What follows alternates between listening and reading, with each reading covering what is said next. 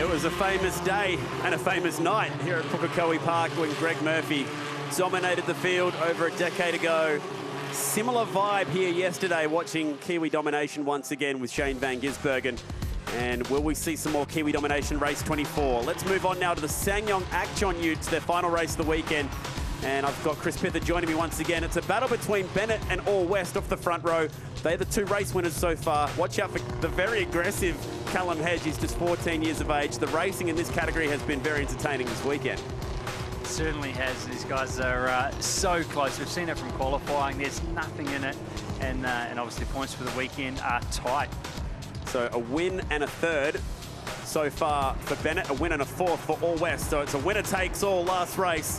28 of these very busy Utes on track together. I say busy because they race each other three wide for pretty much the whole lap. As we ride on board with crew Alexandra Whitley, unfortunately she's had her weekend cut out for her with a nasty crash in race one trying to fight back. There's the 14-year-old. Let's see how he goes as we get ready for another rolling start. They look well in formation up over the hill there. Quite a slow approach to the start. 14 rows, 28 cars, and it's number 28 who will lead us to the green flag for the final race of the weekend for the SsangYong Utes. Let's do this. Let's grab some gears and send them down towards turn one. And again, that's Murray Brook on the grass, just like yesterday's start. Christina looking to hang on around the outside with three wide through turn one. This isn't going to work. Dive on the brakes, the aggressive mid-pack battle. Somehow they sort it out. Down towards turn four. Out of the curb. The last thing you want to do on cold tyres is drop those left-hand tyres onto the curb or into the grass. It's really going to hurt the run down the back straight. That was Peter Vodanovic getting pushed wide. It's a good thing about racing in Utes. If you've got a couple wheels on the grass, no worries. Here's a good move. Rowan Shepherd, he's had great Ute speed this weekend, and he goes up the inside of Kane Barry. Has been strong all weekend. Just got caught up in a bit of an incident, not his fault, but really hurt his race two, so he'll be pushing hard in the final race of the weekend. He picked up pole on Friday. Oh no, that's not the spot to go around, it's Hedge. And if you can't pull this up, you'll end up on the racetrack. Good heads-up driving to make sure he didn't pop up in the middle of the hairpin, but he loses. Gee, over 10, nearly 15 spots. He was inside the top 5 before that happened. And he'll go flying back through the pack. And that's Ryan Bailey just sneaking through there. Still got overlap on the car. And so he's had to get away there, unfortunately. Wide up over the hill. He was a bit of flew under the radar a little bit in that last race. He got caught up in an early incident as well that he was trying to avoid, but chipped away and ended up comfortably in the top 10 and looking pretty sharp here. So let's check this out again. Oh, coming across, there was contact, heavy contact. Sent him scattering through the signs. I've never seen so many destroyed polystyrene signs in one weekend. He's trying to slot back into traffic, but someone was there. Yeah, he went to cross over. There was Kirk Stoneman in front of him. He's done a good job there, actually, on the grass. As we've touched on, it's really wet. There's no grip at all. He did well to pull that up before he crossed the track into the traffic. Alexandra Whitley's had a moment, and she wasn't alone down there. There was a few turned around. One of them was Anthony Allen. That was the guy getting back onto the racetrack at the very end of the shot there. So that's broken the field up a little bit. Bennett's checked out. Here comes Shepherd to put pressure on Christina All West. And let's see if we can figure out what's happened down here at turn one. Oh, that's a big lose. Wow. Whitley minding her own business. She's carrying one of our onboards this weekend. This is what it was like. The Ward demolition car there, just a little bit wide. Again, lost the rear. This car's had a target on it.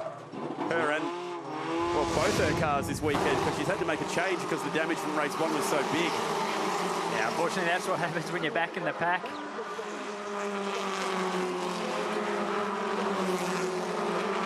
Fights on here. Shepherd defensive. He's got Matt Gibson for company. Bumper to tailgate through turn one.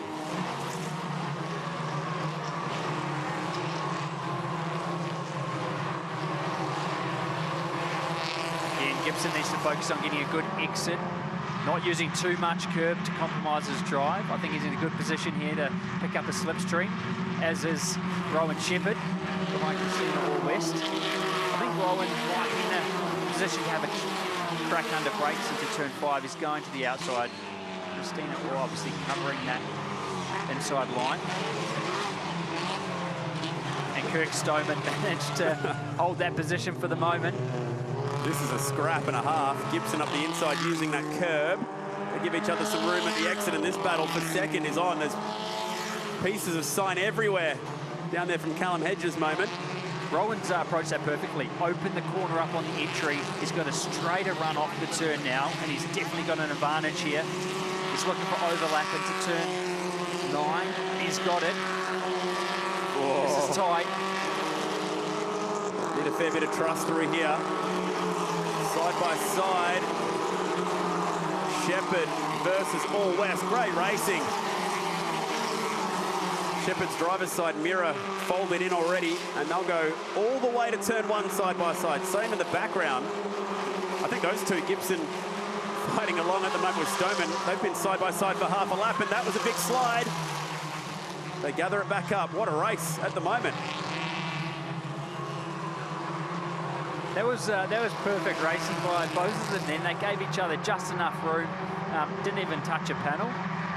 And Rowan comes out on top for the moment. It looked like he was pointing in the car then. I think he's trying to communicate to Christina to say, let's work together. Let's try and catch the leader.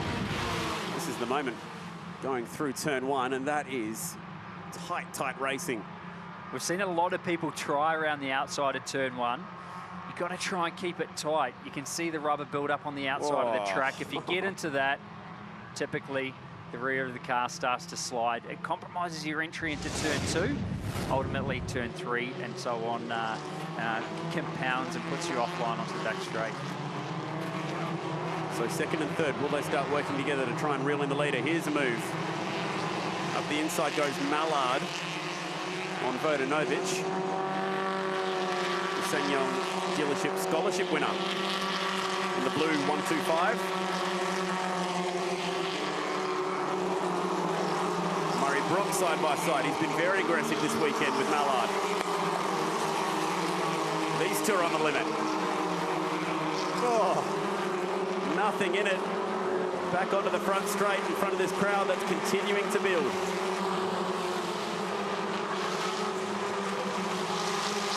Again, it's hard to hang on around the outside here. This is awesome. Especially when you're that wide. I don't think either of those two are on the driving line then. They were both wide. That was impressive, and Brook got it done. How did he pull that off? And I think he waved to his mate behind him then too. So a hand go up to the mirror. Here's the guy who's having a bit of a lonely race out the front. Peter Bennett doing a great job. I think Rowan and Christina are doing well at the moment. I think they're definitely working together. They don't seem to be attacking each other. And still in touch. Still a long way to go on this race. Gap's 3 seconds. That'll be difficult to reel that in. They snake their way through that new complex of corners. And I've just been monitoring the progress there of Ryan Bailey too. He's nearly in touch with that lead group now. He's just slowly been picking them off. How's the open face helmet for Mark Mallard? Old school stuff. As these two square off. Tailgate's been pushed in, flapping about, out on the marbles. I mean, that is some serious racing right there.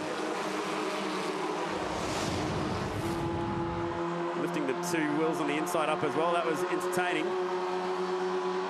Here's a battle. Callum Hedge, he dropped all the way back down to 19th at one point. He's back to 14th. So he's moving through. Moving through well. Picked up 2 on that particular lap. He's quick, isn't he, for a 14-year-old who qualified second at round 1. He's been running inside the top 5 all weekend until he had that moment down there at turn 8. Clearly talented. Definitely got pace. Looks to be actually the second quickest car on track at the moment, or close to it. So clearly got speed. He'll be pushing through. He'll be frustrated with that earlier incident. He'll want to get back as far in front as he can, hopefully thinking about his championship points.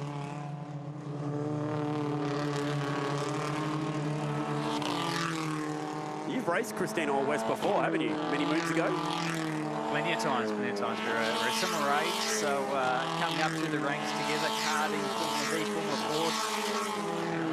Spent a lot of time racing with Christina. We had that awesome flashback to Greg Murphy's domination back in the day. You would have been here, no doubt, maybe even racing. I was here, I think that was 2005 maybe. So I ran Formula Ford years prior to that, and in 2005 moving into the Toyota Racing Series, starting later in the year though. So I was here, but as a spectator, I think. Here's Hedge.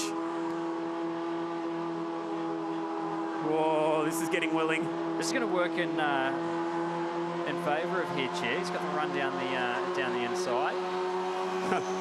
And he gets past Stoneman, who ironically he was behind before this race went south for him. So Stoneman's really dropping down.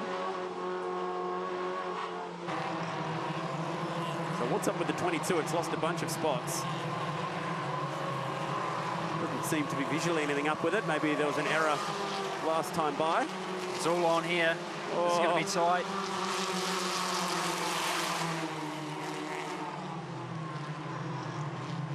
Here comes Anthony Allen, and nearly contact the 62. Didn't know that he was up the inside. That was pretty tight. It's a new racing line we've got going on here at turn 2. Had to jump the curb. Now this gap's down to 2.3 seconds, so they've taken 7/10 out of the leader. Rowan Shepherd, last time round, set the fastest lap of the race. Took half a second out on that last lap alone. So it's not over yet at the front. There you go, fastest laps of the race. And the leader not on that scorecard at the moment. So can they reel him in? Yeah, I definitely think it's possible at the moment. They're being smart about it, not attacking each other. Otherwise, Rowan's got more pace and he's just dragging them all along with him. So hopefully we can see them close that gap further yet. Big slide for Anthony Allen. Closing in on Vanderloos, and that's a big lockup. He's on the brake. You can see that that gap closing up at a great rate there. He's turned in extremely early. Just jumping that curb. We saw Vanderloos had to lose in that corner yesterday. Still banging that inside curb for effect. Great battle, this one. This is going to go on down the back straight. Crowding got a wider approach at the turn-in, which should ultimately, again, open that exit up right on the tailgate now.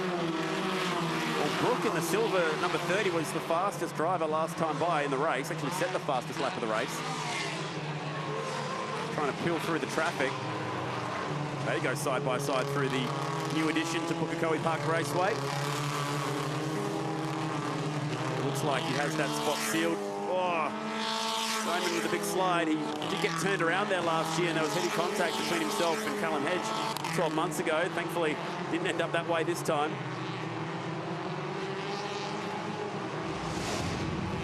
Seems to be struggling for a little bit of pace now. Obviously, we're well into the race. The tyre pressure's getting too high. You've worked the tyres too hard too early in the race, and you'll be paying for it now. The 62. There's that new line you were talking about. Trying to avoid Anthony Allen, but unfortunately just bending that mirror in. Seen better days. Flapping about. Now back on board with Hedge, trying to move up through this field. The outside of turn 1. It's like a speedway. It's got a bottom and a top, that corner today.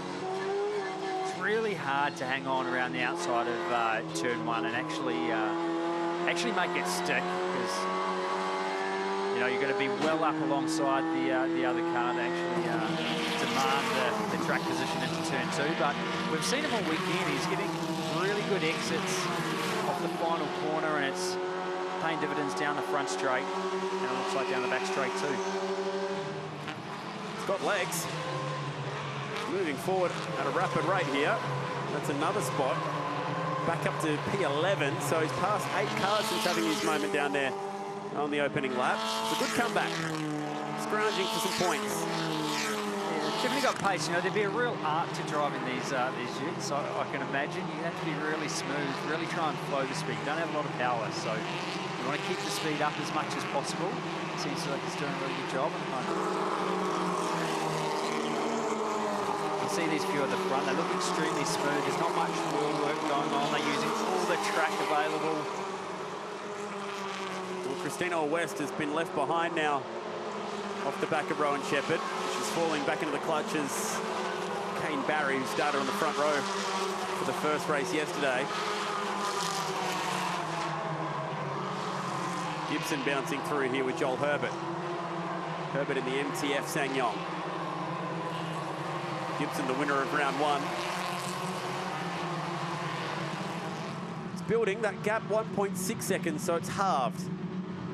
Shepherd trying to reel in the race leader as these battles commence further down the pack. It's Joel Herbert pulling out to the outside down there. He's not going to be able to do much with that.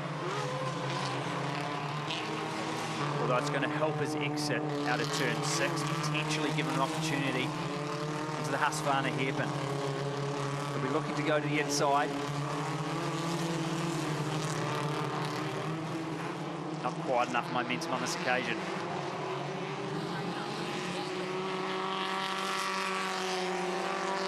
So this is starting to back up now. Christina West, P3. And winner of race 1 has just lost touch with Rowan Shepherd. And behind her, she's got a fair train of cars now. Barry, Bailey, Gibson, Herbert all in the mix. Now that gap, 1.3 seconds. And again, Shepherd 0.3 quicker than the leader. 4 laps to go. At this rate, he'll just be there in time for a crack on the last lap. Hedge still moving forward. Now, these are the two drivers who've been passing the most cars in this race, so this should be pretty entertaining. This is like SVG and Moffat squaring off, the two aggressors in the supercars. They've been the two aggressors in the SsangYongs this weekend. He's really patient on the throttle there, and that definitely helps these lower powered cars. If you've got to hesitate on your throttle application and have a couple of stabs, it compromises your run off the corner. But he sounded very patient between turns 3 and 4. I think that might be part of the reason why he's getting good runs down both straights. The MWN Civil SsangYong has stepped up the aggressive levels here now. The former rally driver about to have a crack at passing Christina West for P3.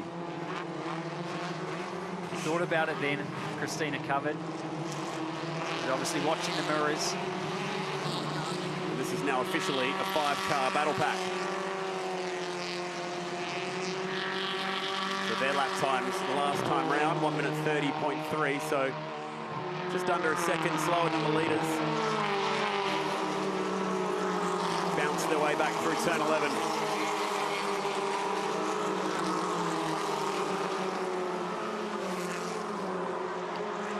Gap at the front, 0.8 of a second. Last time by, Shepherd half a second quicker than Bennett. So again, it's getting closer and closer. This battle now, well and truly alive. So we'll have a fight for the lead and a fight for third to cap things off. It's been building slowly, but we'll get a pretty entertaining finish here, I get the feeling. It just looks like Christina's starting to struggle a little bit now. We're well into the race. Those Hankook tyres will be turning to mush by this point, I would have thought. So really crucial, especially in the back half of the race, how they've set their tyre pressures. And if they're slightly overinflated, as I mentioned before, if you've asked too much early in the race, they'll be starting to turn to mush and you'll be losing grip at this point. You can hear them howling out there. Okay, would you rather be the leader or the guy in second in this scenario? I'd like to be the aggressor.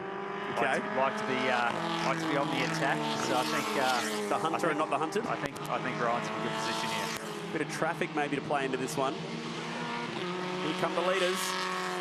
That's first and second, and this is third, all the way back to 7th. That lap traffic really play a part in this race. I'm sure they'll do their best to get out of the way, but you know, if we catch them at the wrong time, it's going to really close that gap straight up nearly instantly. Here's Callum Hedge again. Seen this all weekend, just really good runs off that top corner, gets momentum. This time though, he's up the inside. Last couple of laps, he's been looking to the outside. This is going to work for him. That's easier this time by. He goes past Paul Booth, and that is now 10 cars that he's passed. since making that mistake. That's a very good comeback, salvage those points. Lap and a half to go. And Bennett just set his best lap of the race last time by. There's Tessa Field, the traffic just moving over. So she won't play a part in the result here. Yeah, she's done a good job there to let her run by down the back straight. This battle rages on. Oh.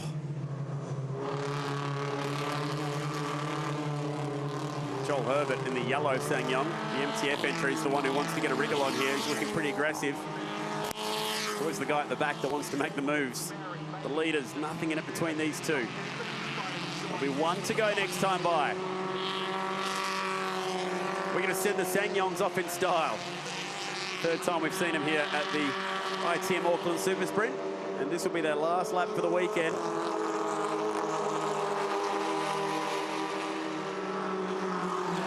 Christina's going to be going defensive here, I'd say.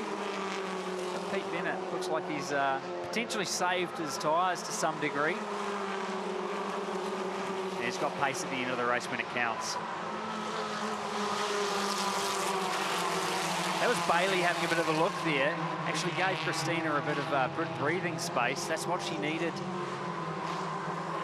She's not going to be so vulnerable down the back straight on this last lap. Rowan Shepherd still a couple of car lengths back. He's going to need to close that gap through turns 5 and 6. His only opportunity is going to be into the hairpin or up over the hill on that last run. So last time by, the leader was quicker than the man in P2. So finally he's broken that streak of Shepherd reeling him in. He's had a chance maybe to look after those Hancocks as well and just keep them cool enough for this last lap. Evenly matched, aren't they? No one's been able to spring a surprise. Last genuine passing opportunity. They all go on the defensive. Apart from Herbert, he says, all right, you all sit down there. I'll try and rail it around the top, but it's not going to happen. That was a pretty good comeback from Shepherd. He reeled in Bennett, but unfortunately for the man who's the two-time runner-up, he couldn't quite reel in the leader enough to have a crack. It'll be 2 race wins and the round win. The Australian-born Kiwi, Peter Bennett, will finish this one off in style. Checkered flag is out for the SsangYongs. Congratulations, Pete Bennett. Great drive. Fastest lap of the race from Shepherd on the last lap, and they fan out for third, and it's Christina Allwest who hangs on. Great fight. Shepherd just needed a better grid spot, I reckon, so that gap wasn't so big, because he came from quite a long way back. And yeah, Hedge, exactly. probably driver of the race there, Crispy, I'll say, driving from 18th to 9th. Yeah, he picked a few off. He's had speed all weekend. A couple of people just got caught out in that second race. So half a second there between Bennett and Shepherd, and a fair old gap back to Christina Allwest. Kane Barry, he's had a pretty good round, one of his best performances. Ryan Bailey ran with the lead pack as well. Murray Brook was entertaining all weekend long, plenty of moves. Kirk Stoneman went missing in that race. It was strange, he was with the lead pack, and then it didn't happen out. Tessa Field finishing down a lap.